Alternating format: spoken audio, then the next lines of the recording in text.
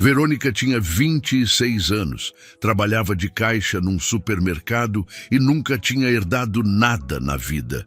Até o dia em que um advogado ligou dizendo que o nome dela era o único no testamento do avô. Um sítio, 4 hectares de mato, uma casa caindo e uma cabra magra. A família toda riu. Quando foram até lá, o marido da tia olhou para aquilo e disse: "Isso aí vale menos do que o advogado cobrou." Ninguém perguntou por que o avô guardou aquela terra por décadas sem vender para ninguém. Ninguém quis ficar. Só Verônica voltou. E era justamente isso que ia mudar tudo. Se você gosta de histórias assim, já deixa o like agora, porque ninguém ali percebeu o verdadeiro valor daquele lugar. O telefone tocou numa manhã de semana enquanto Verônica ainda usava o uniforme do supermercado. Do outro lado, um homem de voz calma se identificou como Cláudio Sampaio, advogado. Disse que havia um inventário para resolver.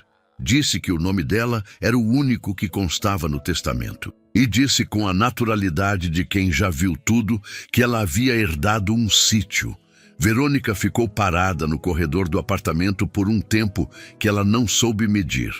O avô Horácio tinha morrido 3 semanas antes, numa manhã de inverno, de velhice mesmo. Ela tinha ido ao velório, chorado sozinha num canto porque o resto da família mal o conhecia, e voltado para a rotina achando que era tudo. Não era. Ela pediu um dia de folga, foi ao escritório do advogado, assinou os papéis que ele indicou e anotou o endereço num pedaço de papel dobrado. O sítio ficava a quase 200 quilômetros da cidade, numa estrada vicinal que o GPS não reconhecia direito. O nome pintado à mão num portão de madeira podre dizia Sítio Campo Verde. Verônica foi sozinha, de ônibus de mochila nas costas.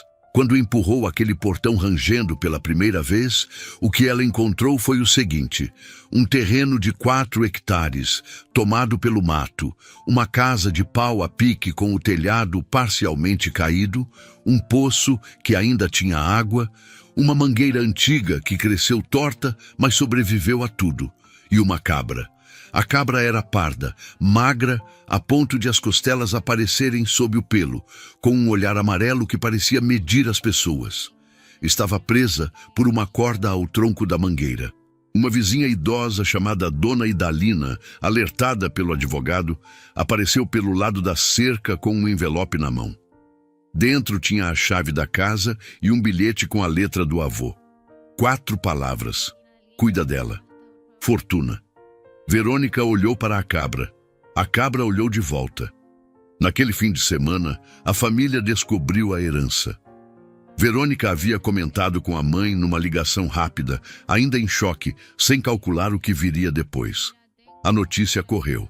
E as reações foram exatamente o que se podia esperar de gente que nunca pisou naquele sítio, mas tinha muito a dizer sobre ele. A primeira a aparecer foi a tia Cléia, irmã da mãe de Verônica, mulher que nunca perdeu uma chance de se colocar no centro de qualquer situação. Veio junto com o marido Reginaldo, homem de sorriso largo, que representava construtoras na região e falava sempre como se estivesse numa reunião de negócios. Chegaram num carro caro, ficaram parados na beira da estrada porque a lama não deixava entrar e olharam para o terreno com uma expressão que era metade pena e metade cálculo. "Isso aqui vale menos do que o advogado cobrou para abrir o processo", disse Reginaldo com a leveza de quem está apenas sendo realista. A tia Cléia cruzou os braços e sacudiu a cabeça devagar. O velho devia ter perdido o juízo no final. Deixar isso aqui para uma menina que nem sabia onde ficava o sítio. A prima adolescente que tinha vindo junto tirou o celular do bolso, fotografou a cabra presa na mangueira e mandou-o no grupo da família com o comentário: "O legado." As risadas duraram dias. Verônica não respondeu nada. Ficou de costas para eles, olhando para o terreno. Mais tarde, quando o carro dos dois sumiu na curva da estrada e o silêncio voltou, ela foi até a mangueira, soltou a corda que prendia a cabra e ficou sentada na soleira da casa. Fortuna ficou parada perto dela, mastigando nada, com aquele olhar amarelo de quem não tem pressa de nada. O sol começava a baixar, os grilos começaram devagar. Verônica não sabia o que ia fazer com aquilo tudo, não sabia se sabia fazer alguma coisa, mas quando ficou ali naquela soleira com a cabra do lado, sentiu algo que não sentia fazia muito tempo. Uma espécie de chão. Irracional, ela sabia, mas real o suficiente para que ela voltasse no fim de semana seguinte e no seguinte. Numa dessas visitas, Dona Idalina começou a contar histórias de Horácio. Contou que ele aparecia toda semana, mesmo velho, que plantava, colhia, mandava parte para quem precisava. Contou a tristeza quieta que ele tinha por uma família que nunca foi visitar. E contou, quase de passagem, que ele havia mandado fazer uma análise do solo alguns anos antes e que havia guardado o resultado dentro de casa. Numa lata de biscoito, disse Dona Idalina. Ele me falou uma vez. Verônica entrou na casa. Procurou nas prateleiras empoeiradas, nas gavetas que rangiam, nos cantos que ninguém tinha mexido em anos. Encontrou a lata no fundo de um armário baixo, perto da janela. Era uma lata de biscoito de leite, enferrujada nas bordas, com a tampa encaixada com cuidado. Dentro dela havia um documento dobrado em 4, o laudo de análise do solo e um envelope fechado. No envelope, escrito à mão com a letra firme do avô, estava o nome dela.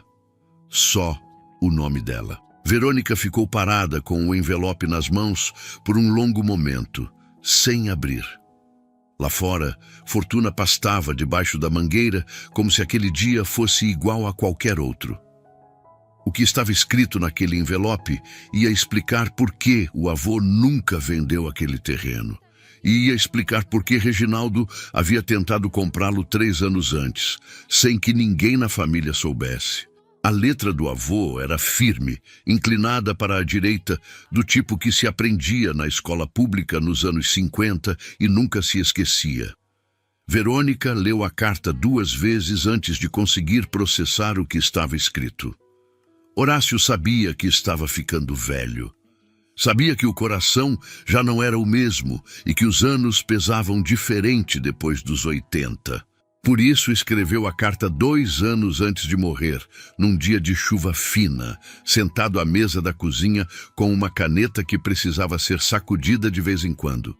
Ele explicava que o sítio era a única coisa que tinha construído com as próprias mãos, que havia chegado àquela terra com nada, havia derrubado mato, aberto poço, plantado o que dava e aprendido o que não sabia, que não queria ver aquilo virar especulação, palavra que ele usou com cuidado, como quem sabe o peso exato dela.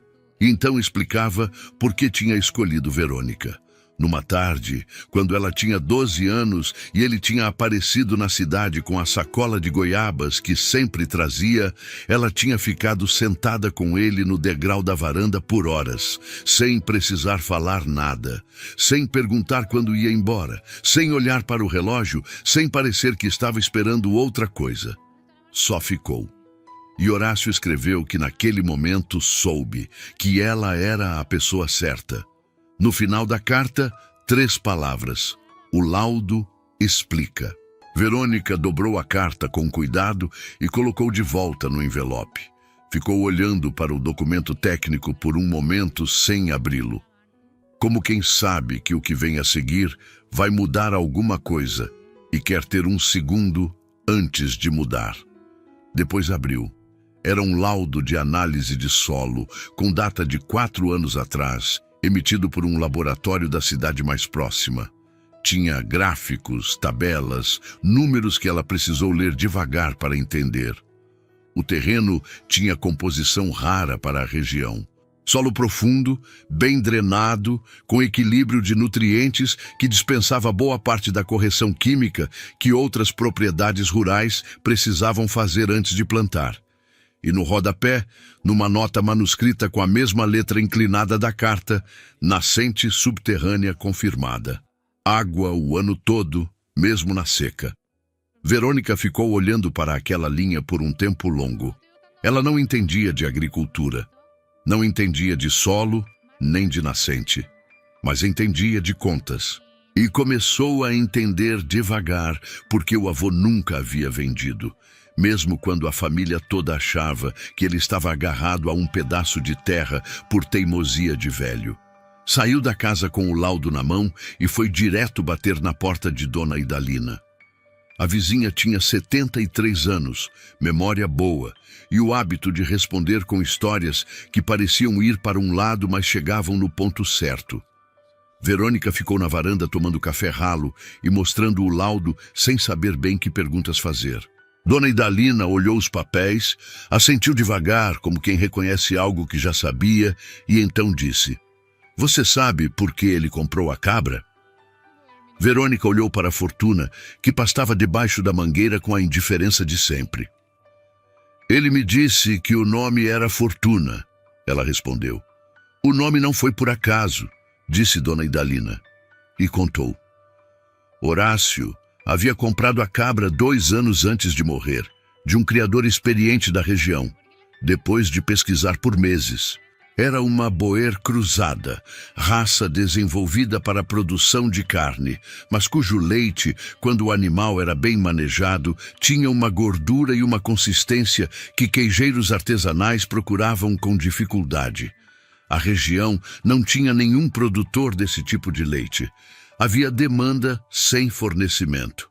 "Ele ficou me contando isso como se fosse segredo", disse Dona Idalina, sorrindo para o café. "Mas eu acho que ele queria que alguém soubesse, caso ele não tivesse tempo de explicar."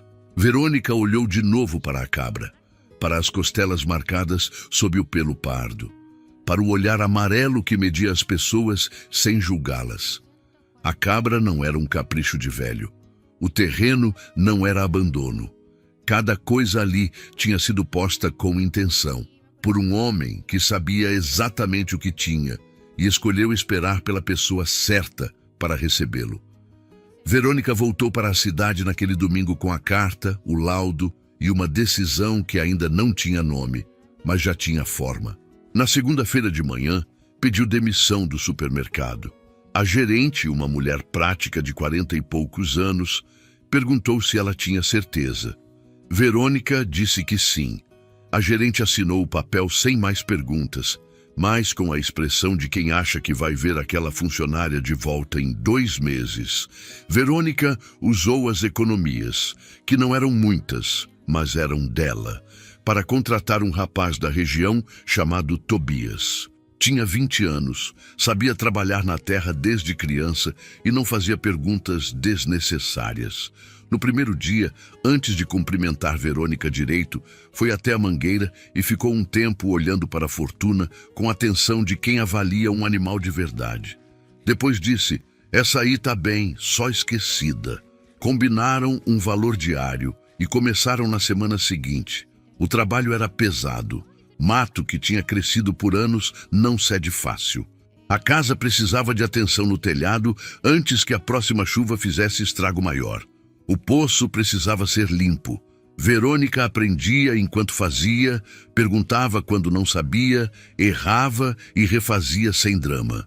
Fortuna foi ao veterinário da cidade mais próxima.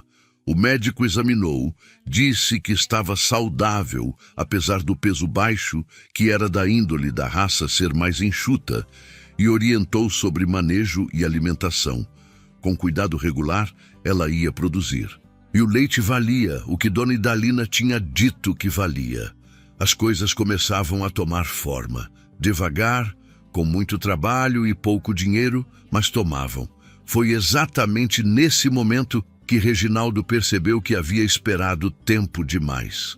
Ele não havia ficado preocupado quando soube que a herança foi parar nas mãos de Verônica. Uma sobrinha que trabalhava de caixa, sem dinheiro, sem experiência, recebendo um sítio abandonado a 200 quilômetros de onde morava, era só esperar. A situação ia desgastar sozinha. Ela ia querer se livrar daquilo mais cedo ou mais tarde, mas as semanas passaram. E em vez de aparecer pedindo para vender, Verônica aparecia toda semana de ônibus, com mochila nas costas, e voltava com terra nas mãos. Reginaldo mandou um corretor de confiança ao sítio com uma oferta embrulhada em linguagem de favor. O homem chegou numa tarde de quarta-feira, quando Verônica estava no meio de um canteiro, e apresentou os números com o tom de quem está fazendo um grande presente. Verônica ouviu tudo, agradeceu sem sorrir e disse não. O corretor voltou para Reginaldo com a recusa. E Reginaldo, pela primeira vez desde que soube da herança, ficou quieto por um longo momento antes de responder qualquer coisa. Quem recusa uma primeira oferta ou não precisa do dinheiro, ou sabe de algo que não deveria saber. Reginaldo começou a pensar em como complicar as coisas antes que ficasse tarde demais. E o que ele encontrou quando foi procurar foi exatamente o que precisava. Uma dívida de IPTU acumulada sobre o terreno nos últimos anos em que Horácio estava velho e doente. Pequena, mas suficiente. Com os contatos certos no cartório regional, dava para usar aquilo como alavanca, não para desfazer o testamento, o que seria impossível, mas para protelar o registro da herança. Sem registro, Verônica ficava num limbo. Não conseguia financiamento, não conseguia assinar contratos com valor jurídico, não conseguia nada. Era só apertar devagar, o suficiente para cansar. O que Reginaldo não calculou foi o que Verônica estava disposta a aguentar. O limbo legal não apareceu de uma hora para outra. Chegou como chega a maioria das armadilhas bem montadas, devagar, com cara de burocracia normal. O advogado Cláudio Sampaio ligou para Verônica numa tarde de terça-feira, com a voz levemente diferente. Disse que havia uma pendência no cartório, que a dívida de IPTU sobre o terreno precisava ser regularizada antes que o registro da herança pudesse ser concluído. Que isso era rotina, mas que poderia levar algum tempo dependendo de como o processo andasse. Verônica perguntou quanto tempo. Sampaio hesitou um segundo antes de responder. Disse que era difícil precisar, que dependia do cartório. Ela desligou o telefone e ficou parada na cozinha do apartamento olhando para a parede. Sem registro, ela não conseguia assinar contrato com ninguém. Não conseguia usar o terreno como garantia para nenhum tipo de apoio financeiro. Tecnicamente, o sítio era dela, mas na prática era como segurar água na mão. Naquela mesma semana, uma cooperativa de produtores orgânicos da região havia mandado um representante ao Campo Verde para uma visita técnica. O rapaz se chamava Fábio. Tinha uns 30 anos, carregava uma prancheta e fazia as perguntas certas. Andou pelo terreno com calma, examinou o canteiro de ervas que Verônica e Tobias tinham aberto, parou um bom tempo na frente de Fortuna, anotou as informações do veterinário sobre o leite. Antes de ir embora, disse que ia conversar com a diretoria e que as perspectivas eram boas. 3 dias depois, Fábio ligou. A voz tentava soar neutra, mas não conseguia de todo. Olha, a gente gostou muito do que viu lá no sítio, mas chegou uma informação aqui de que a herança está com contestação, que tem outros herdeiros no processo. A gente não fecha contrato com pendência judicial, entende? Se resolver, a gente volta a conversar. Verônica respirou fundo antes de responder. De onde veio essa informação? Fábio hesitou 2 segundos. Eu ouvi de alguém no setor. Não sei ao certo de onde veio. Ela agradeceu com a voz firme e desligou. Ficou olhando para o telefone por um tempo que não soube medir. Não havia contestação nenhuma. Não havia outro herdeiro. O testamento era claro. O advogado havia confirmado isso desde o início. Alguém havia inventado aquela história e a havia colocado em circulação com cuidado suficiente para que chegasse na cooperativa antes que qualquer contrato fosse assinado. Verônica foi ao sítio naquele fim de semana sem contar nada para ninguém. Trabalhou o dia inteiro com Tobias sem mencionar a ligação.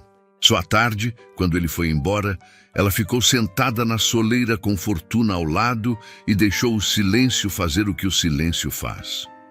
A resposta veio de onde menos esperava.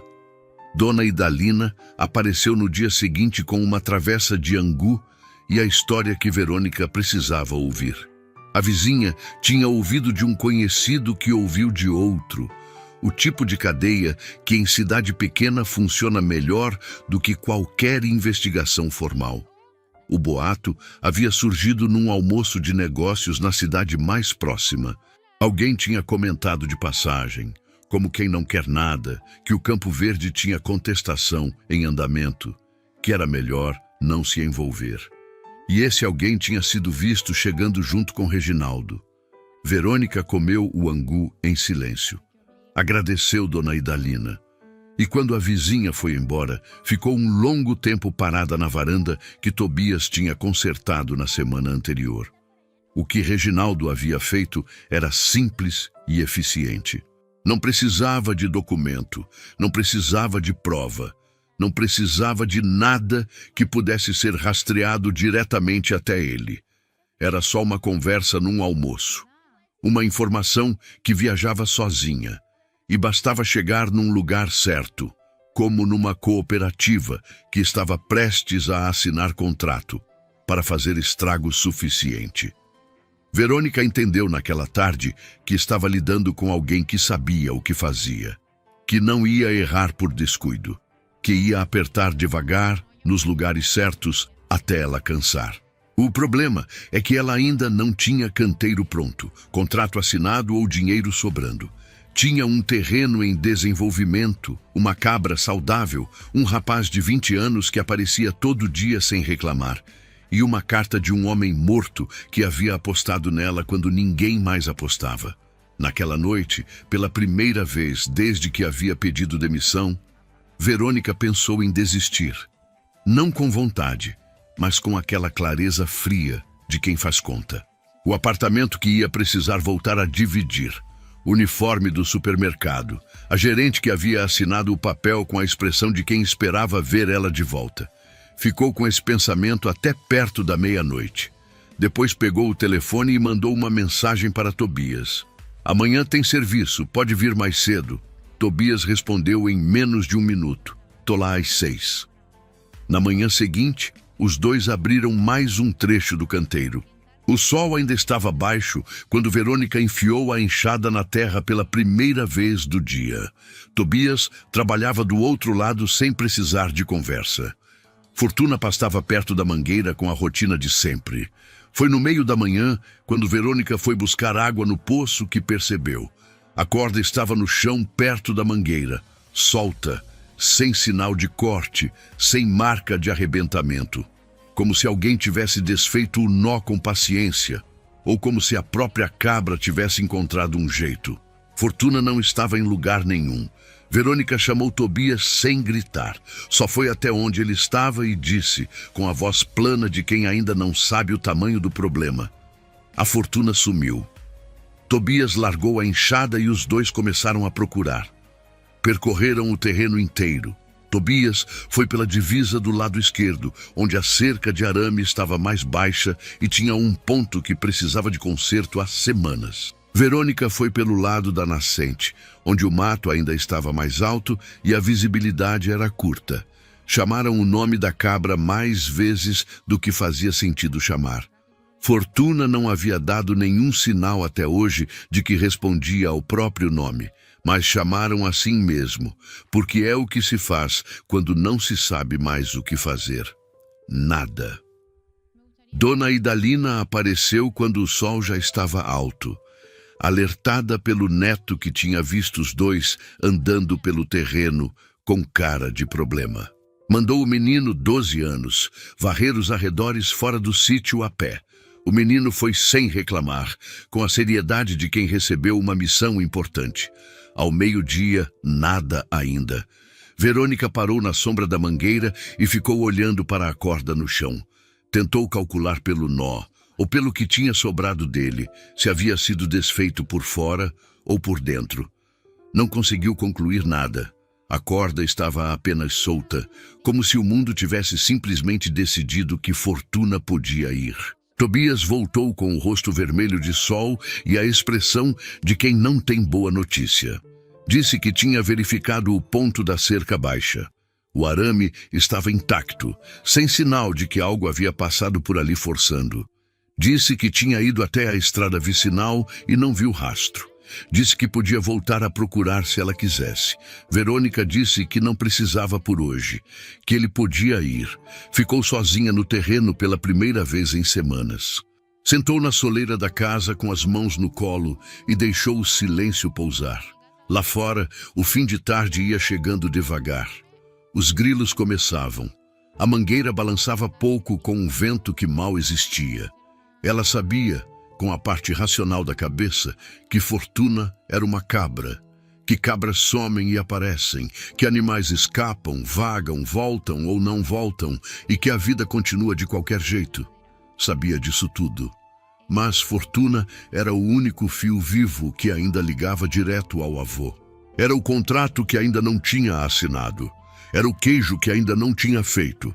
Era tudo que o sítio podia ser antes de ser qualquer coisa concreta. E naquela tarde, com o boato de Reginaldo ainda fresco, o registro ainda preso no cartório e a cooperativa fora de alcance, perder Fortuna parecia o tipo de coisa que desequilibra uma pilha que já estava no limite. Verônica não chorou muito. Ela chora pouco, guarda para dentro. Mas ficou até escurecer, sem se mexer da soleira. E pela segunda vez em dias, pensou no apartamento, no uniforme, na gerente que havia assinado o papel sem surpresa. Dessa vez, o pensamento durou mais. Dormiu mal naquela noite. Acordou antes do alarme, ainda escuro, com aquela sensação de peso que a noite ruim deixa no peito. Ficou deitada por um momento, calculando se levantava ou não. Levantou. Chegou ao sítio com a luz ainda baixa e rósea, do tipo que não dura mais de 20 minutos. Tobias ainda não havia chegado. Verônica foi direto para o fundo do terreno, o único canto que não tinham verificado com cuidado no dia anterior. Uma área com pedras antigas empilhadas que formavam uma espécie de meia parede baixa, resto de uma divisão que devia existir ali décadas atrás. O lugar ficava sempre na sombra até quase o meio-dia. Fortuna estava lá, deitada na sombra fresca das pedras, as pernas dobradas sob o corpo, as costelas levemente visíveis sob o pelo pardo como sempre. Quando Verônica chegou perto, a cabra levantou a cabeça e ficou olhando com aquele olhar amarelo de quem não deve explicação a ninguém. Depois se levantou devagar, sacudiu o corpo uma vez e voltou a pastar como se nada tivesse acontecido. Verônica ficou parada com as mãos nos joelhos por um minuto inteiro. Quando Tobias chegou e ela contou, ele sorriu com o canto da boca e disse apenas: Ela foi descansar. Verônica não respondeu, mas sentiu alguma coisa afrouxar no peito. O tipo de coisa que só afrouxa quando a tensão passa e você percebe o quanto estava segurando. Trabalharam o dia inteiro. À tarde, Verônica foi até a cidade de ônibus e entrou no escritório do advogado sem avisar. Cláudio Sampaio estava na mesa, com papéis espalhados e o semblante de quem é interrompido com frequência, mas aprendeu a não demonstrar. Verônica sentou na cadeira da frente, sem esperar ser convidada, e foi direta. Disse que sabia que havia interferência externa no processo do cartório. Disse que tinha fundamento para acreditar nisso, sem entrar em detalhes sobre a fonte. E disse que queria saber o que era possível fazer. Não daqui a 3 meses, agora. Sampaio a ouviu sem interromper. Quando ela terminou, tirou os óculos, limpou as lentes devagar com um pano e colocou de volta. Disse que já havia suspeitado que o travamento no cartório não era só burocracia. Disse que havia instrumentos legais para pressionar o andamento do processo. Requerimentos formais, prazos que podiam ser cobrados, recursos que podiam ser apresentados. Disse que ia custar dinheiro. Verônica perguntou quanto. Ele deu um número. Ela ficou quieta, calculando por alguns segundos. O número cabia no que ainda restava das economias. Por pouco, e desde que mais nada saísse errado, até o registro ser concluído. E a dívida do IPTU? Ela perguntou.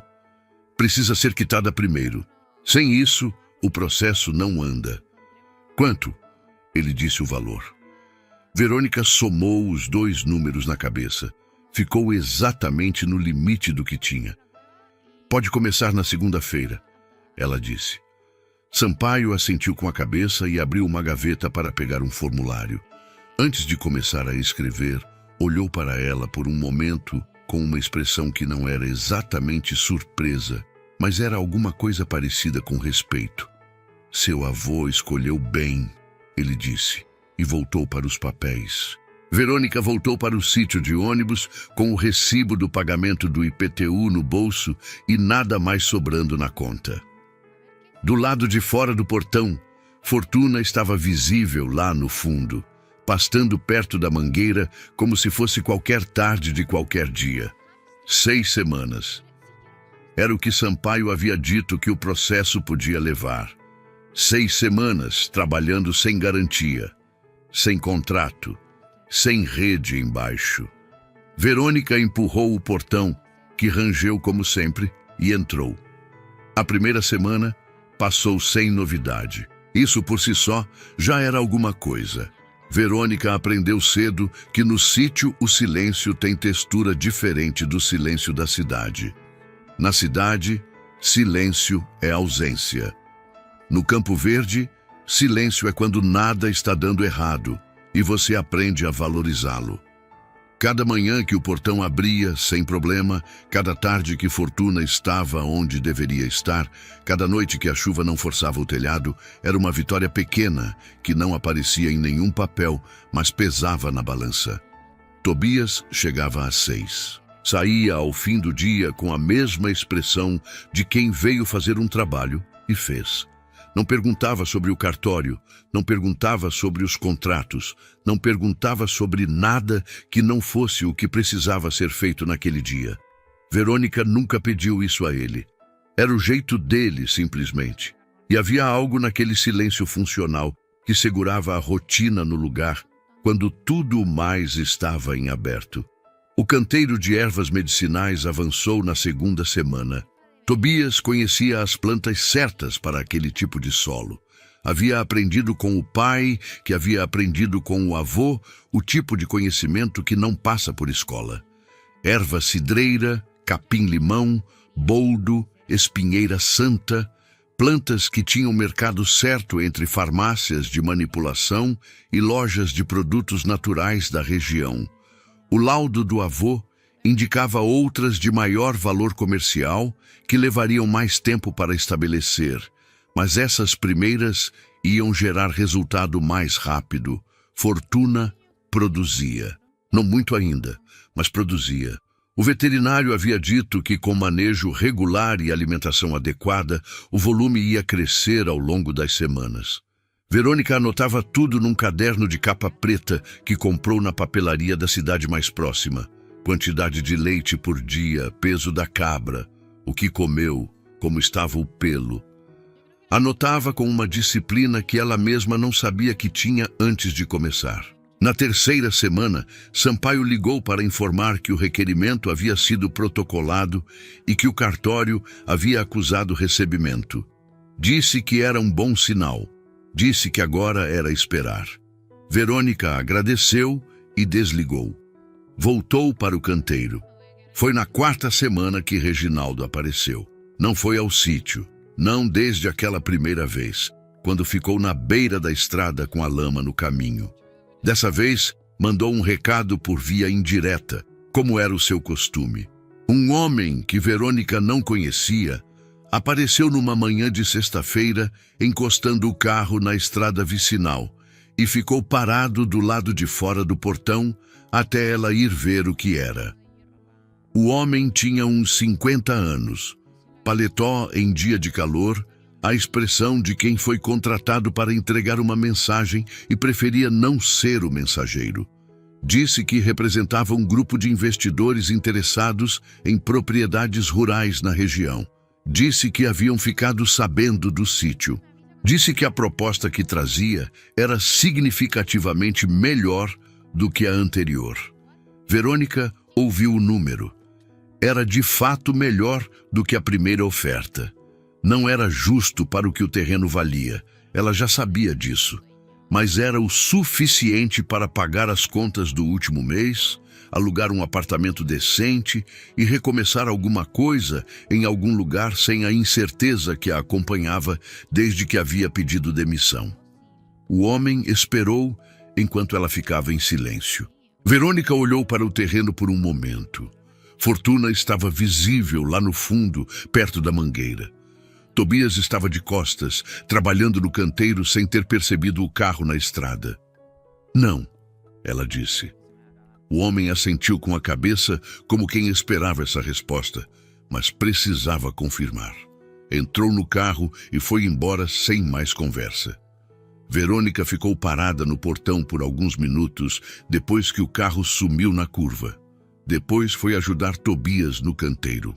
Naquela noite, deitada no apartamento que ainda dividia com a amiga, Verônica fez a conta de quanto tempo aguentava sem renda. A resposta não era confortável. Tinha para mais algumas semanas, com cuidado. Depois disso, precisava de algum resultado, qualquer resultado, ou ia precisar tomar uma decisão que não queria tomar. O telefone tocou enquanto ela ainda estava com a calculadora do celular aberta. Era Fábio, da cooperativa. A voz estava diferente da última vez, menos cautelosa, mais direta. Soube que a pendência lá no cartório está encaminhada. Queria saber se é verdade. Verônica ficou quieta por um segundo. Está encaminhada, ela disse. Não tem contestação nenhuma de herança, nunca teve. Fábio ficou em silêncio por um momento. Eu imaginei, ele disse. Aquela história não fechava direito. Olha, eu não posso prometer nada antes do registro sair. Mas se sair, a gente quer voltar a conversar. O que a gente viu lá no sítio era sólido. Verônica agradeceu com a voz firme. Quando desligou, ficou olhando para o teto por um tempo. Era pouco. Era uma conversa, não um contrato. Era uma porta entreaberta, não uma garantia. Mas era alguma coisa. Na quinta semana, o telhado da casa cedeu num canto que Verônica ainda não havia conseguido reformar.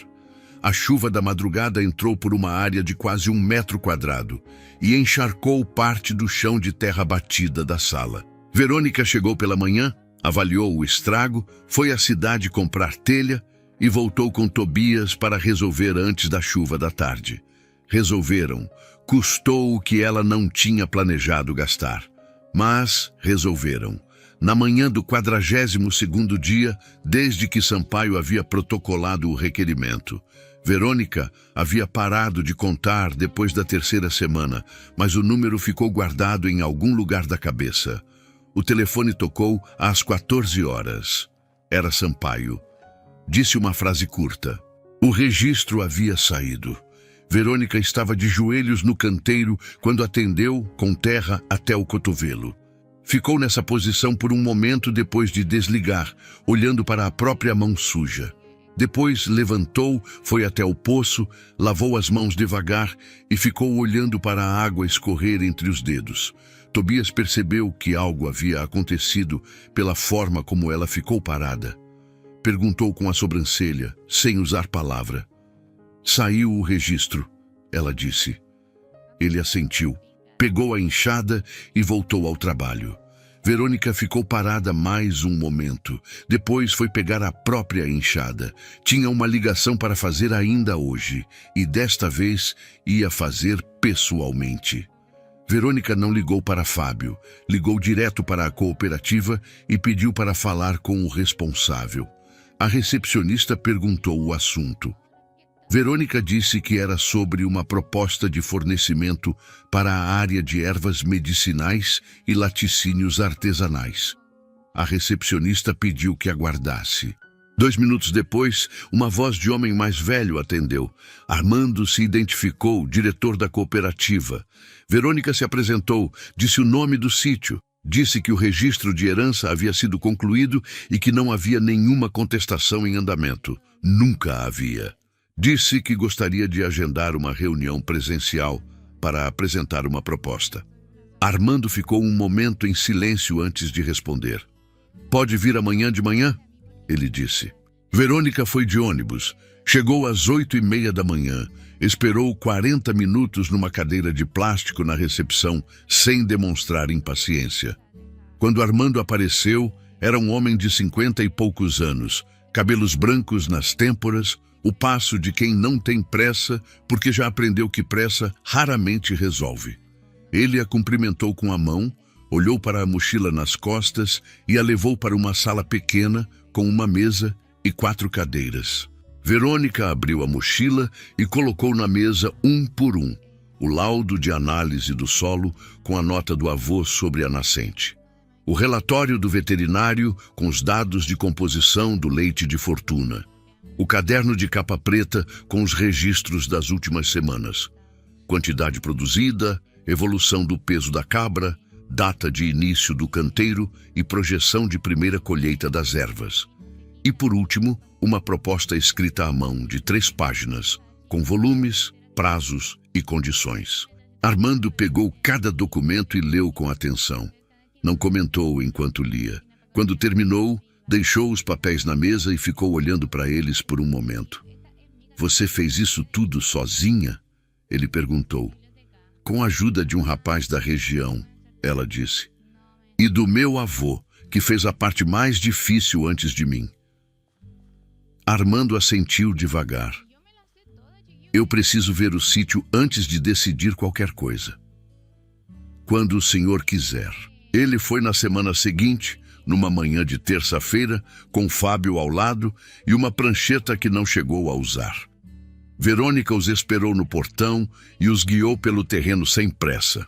O canteiro de ervas em fase de desenvolvimento, a nascente que Tobias havia desobstruído para que ficasse visível, a casa restaurada no que era urgente, o poço limpo. Pararam em frente à Fortuna.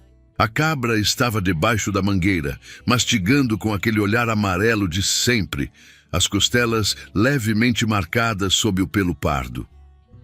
Armando ficou parado, olhando para ela, por mais tempo do que Verônica esperava.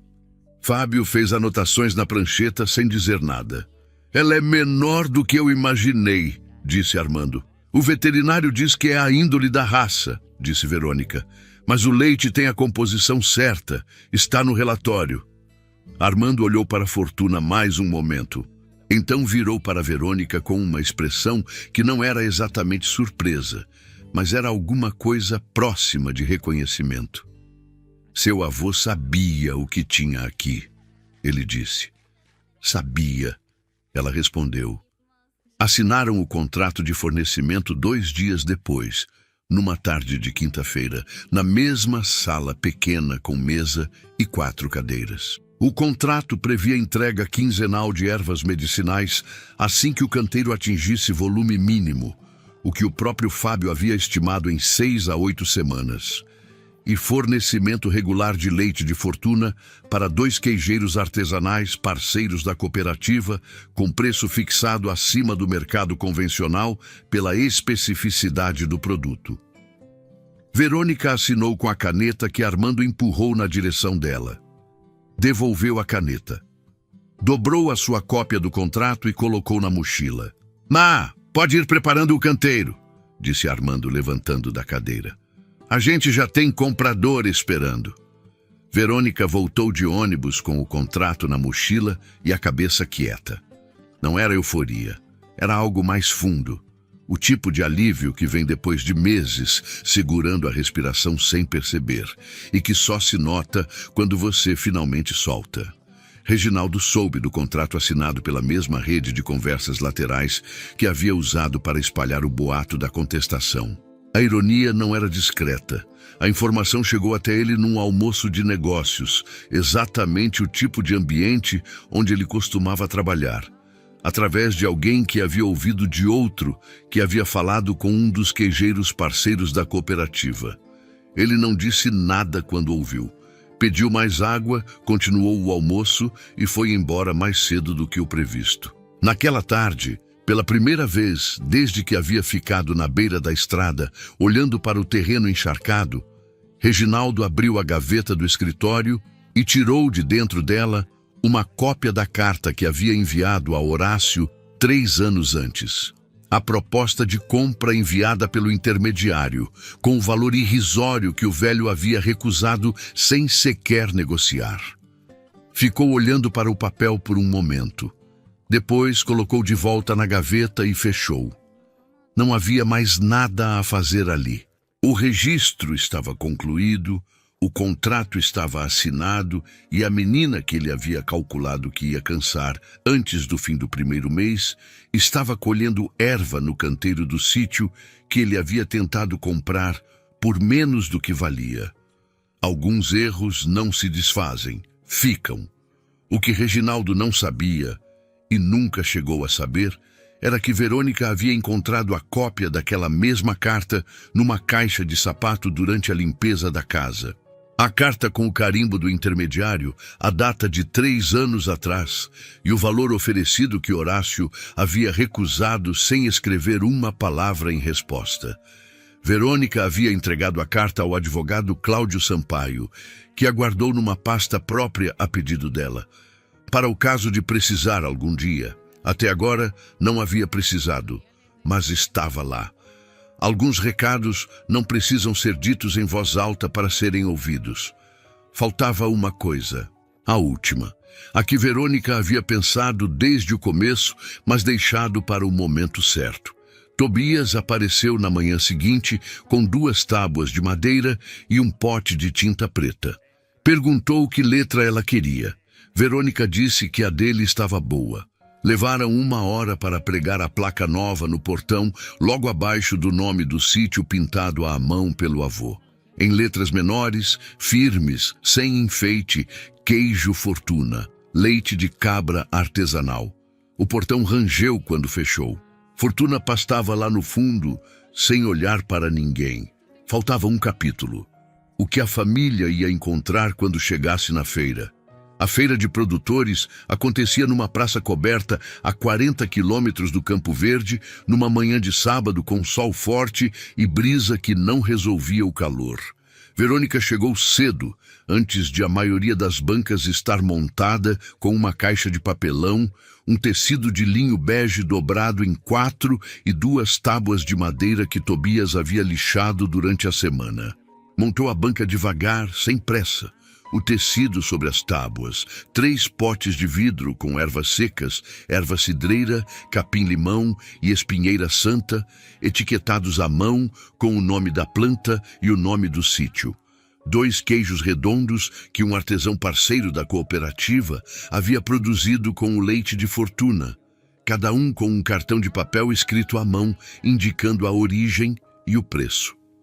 O preço não era barato. Verônica havia calculado com cuidado e chegado num número que era justo para o que o produto era, não para o que as pessoas estavam acostumadas a pagar por queijo de prateleira. Do lado de fora da feira, amarrada a um poste de sombra com uma corda nova, estava Fortuna. Verônica havia decidido isso na semana anterior e Tobias havia concordado sem comentário. Seria injusto deixar a cabra em casa no dia da estreia. Fortuna ficou parada na sombra, com o olhar amarelo de costume, as costelas levemente visíveis sob o pelo pardo, completamente indiferente ao movimento das pessoas passando. As primeiras horas foram calmas. Alguns curiosos paravam, liam as etiquetas, perguntavam sobre as ervas. 2 mulheres compraram os potes de erva cidreira. Um senhor de chapéu perguntou sobre o queijo, ouviu a explicação sobre Fortuna, olhou para a cabra lá fora com expressão avaliativa e comprou metade de um dos 2 queijos. Uma fila pequena, mas real, foi se formando devagar. Foi quando a prima apareceu. Vinha com uma amiga, as 2 de óculos escuros e chinelo, fazendo o circuito da feira sem pressa. Quando reconheceu Verônica, parou com aquela expressão de quem não sabe o que fazer com o próprio rosto.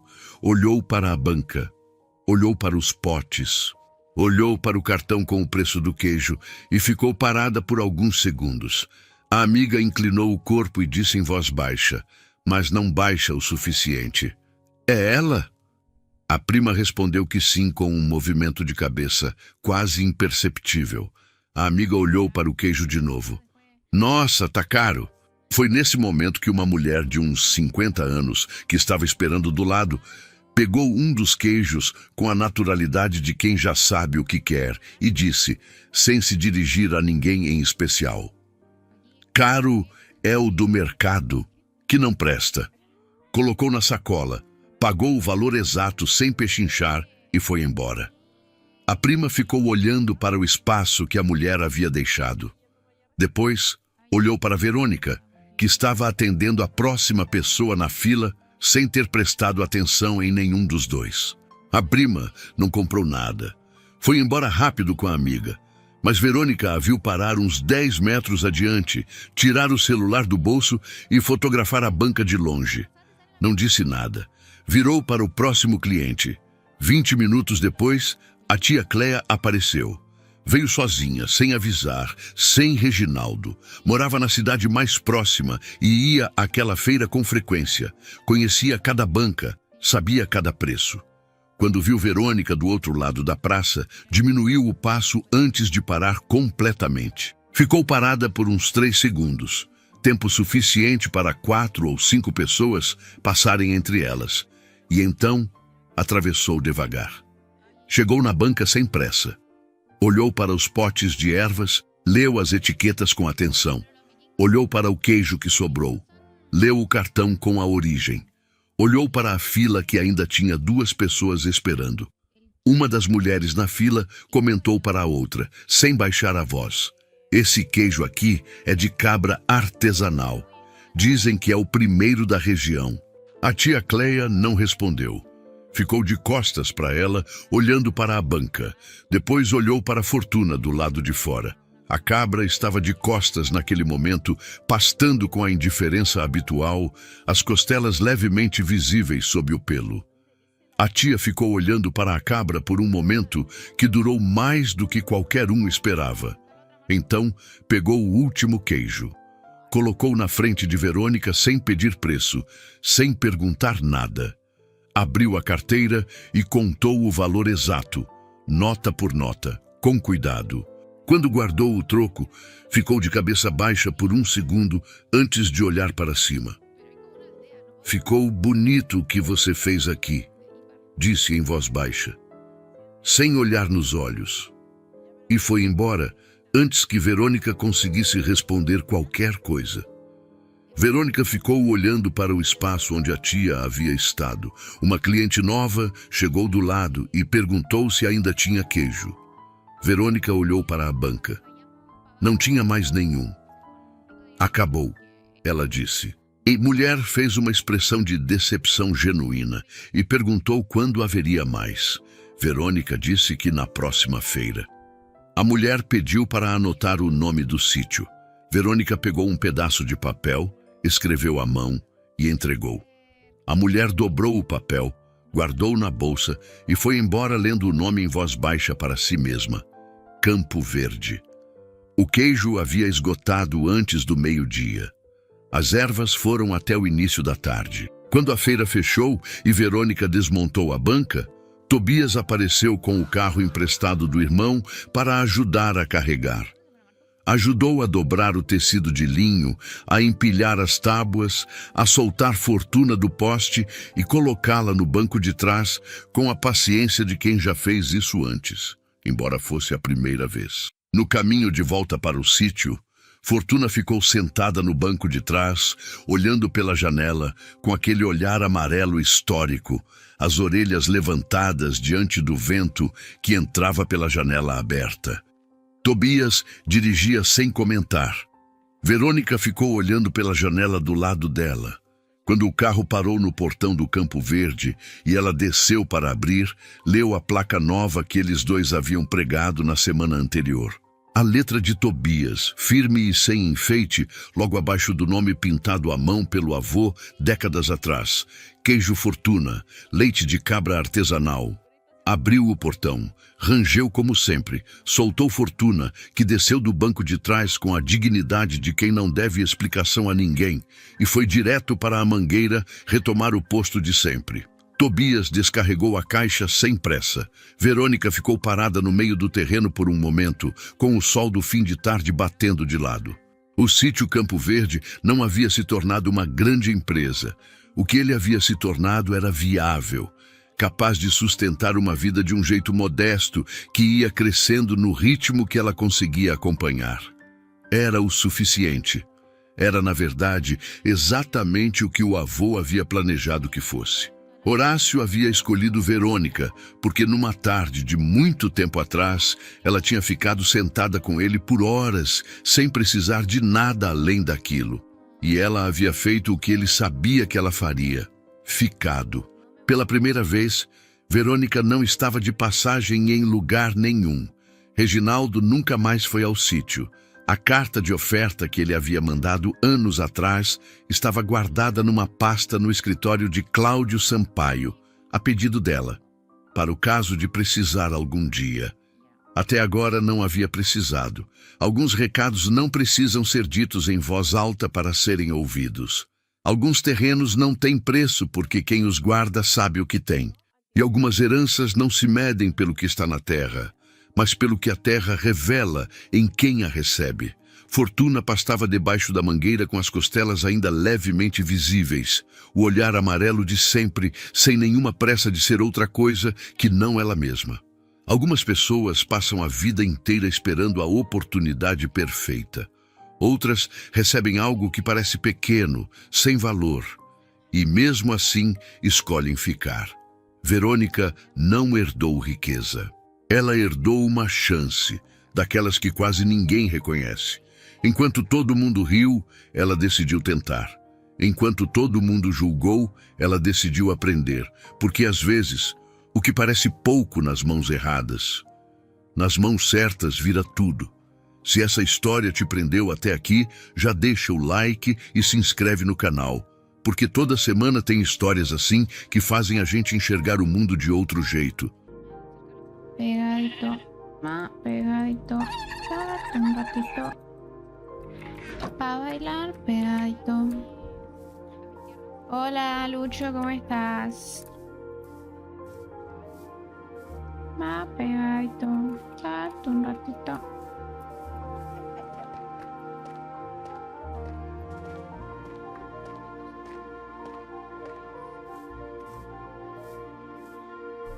Vives del engaño, la actriz.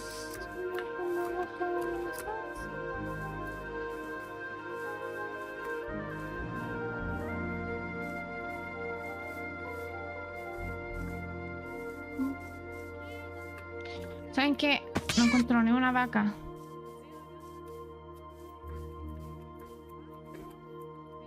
Oye, pero ¿qué pasa? No, pues que me están difamando y a mí me da rabia que me difamen.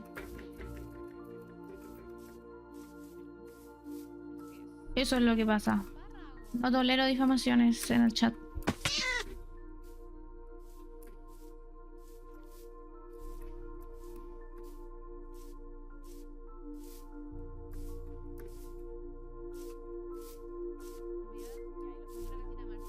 Ni una sola vaca, ¿se dan cuenta?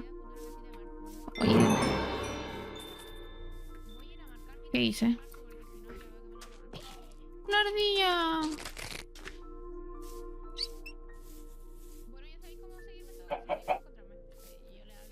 Se va a acabar la ley del hielo, chiquillos, cuando encuentre una vaca. ¿Me escucharon? Encuentro una vaca y se acaba la ley del hielo.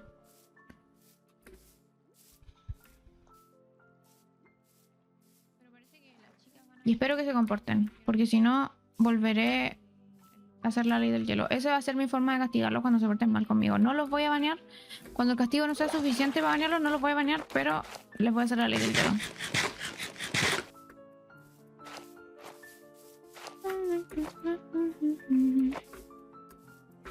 All this money on me, it feels amazing.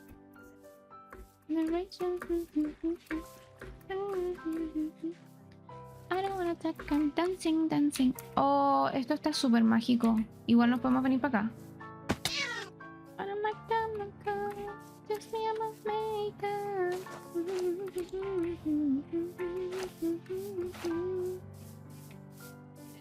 Aunque ya estuvo gente aquí. Estoy buscando... me falta uno de cuero para hacerme una mochila.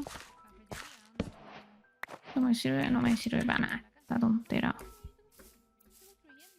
I really like your body. I really like your body. I cannot control my body. Pero no encuentro ni una vaca, yo no sé por qué. No mira, ovejas y estas locas de remil cojones que son unas ladronas.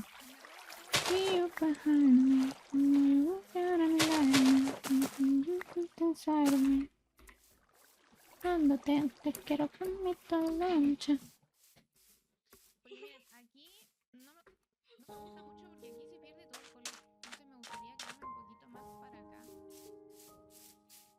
Porque te quiere entrar a mi pieza y no lo voy a dejar. No, ¿saben qué? Igual me gusta. Ah, está en mi pieza. ¡Ay, mira! ¿Y cuál es la gracia? Encontrar el de 4, ¿cierto? Pero solo hay de 3. ¿Habrá posibilidad de encontrar el de 4? Pareciera que no. Bueno, los devuelvo.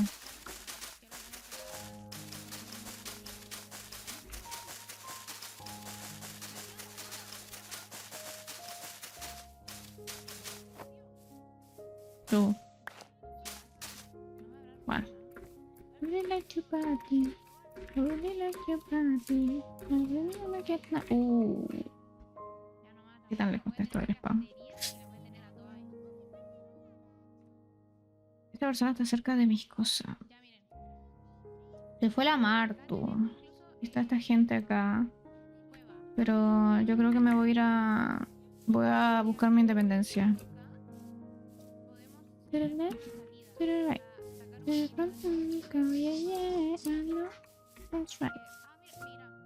Solo necesito una vaca. Una te pido. Me voy a volver loca.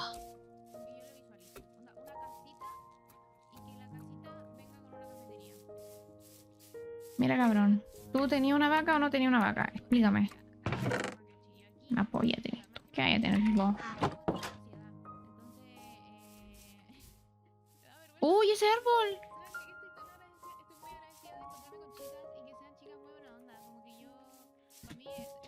Ya, si quieres salir de cochete, ya. Sale.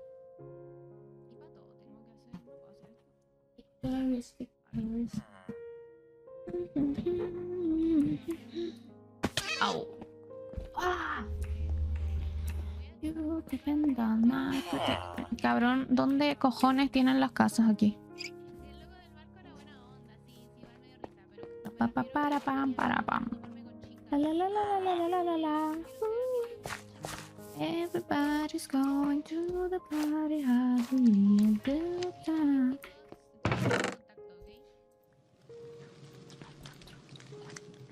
¿Qué es esto? Garras de rapidez. Disminuye el tiempo de espera cuando pegas. ¿Y esto cómo me lo pongo? Ah, no, mira, ahora soy... ¿Qué clase de...? ¿Cómo se dice? Ah, chao. No sé. Lo bueno es que pego más rápido.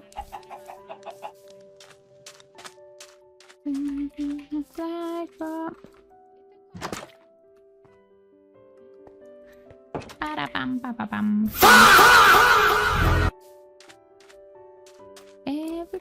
Un caballo me dará lo que quiero. Me va a dar un poco de pena, chicos, pero necesito comprobar.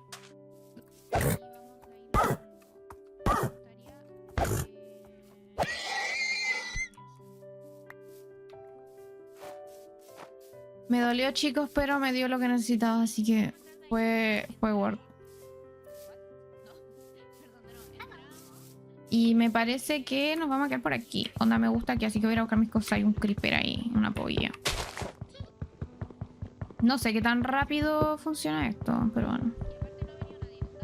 Ya déjenme, fue por el bien común.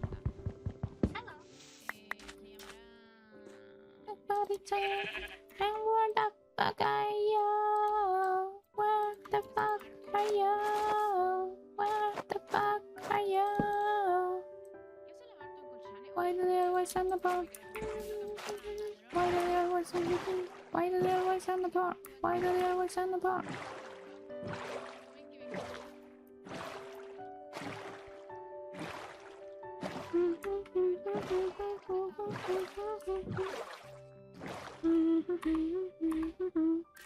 Espérense, a ver, ¿dónde estamos nosotros?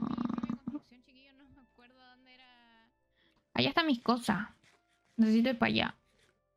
Y para acá está mi casa. Entonces... Yo había dejado y les voy a robar las casas. Les voy a robar las casas porque Viste, mira, aquí estaba viviendo yo, me parece un lugar bastante... Aunque aquí es como... acá. Pienso. Amiga, ¿por qué silencias todo? ¿Cómo que silencio todo? ¿Qué silencié? ¿Qué silencié? ¿Cómo que qué hice? Uy. Oye, la Martu se fue, ¿ya no está jugando?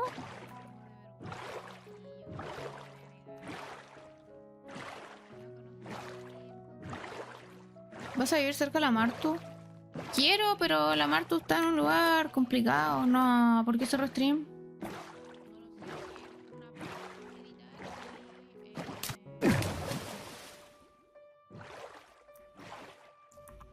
No lo sé. Iba a guardar el cofre en un cofre. Y de hecho creo que no voy a... O sea, no creo. Aviso de utilidad pública, no voy a... No voy a subir video de... You know you love me. Seas así. Ahora podemos hablar, chiquillos. Ya se acabó el voto de silencio porque ya encontré cuero. Y yo dije que cuando encontrara cuero iba a volver a hablarles. Entonces ahora podemos hablar de nuevos. De nuevos. Hola, hola, ¿cómo están? ¿Cuánto tiempo? Actualiza, más actualiza. We are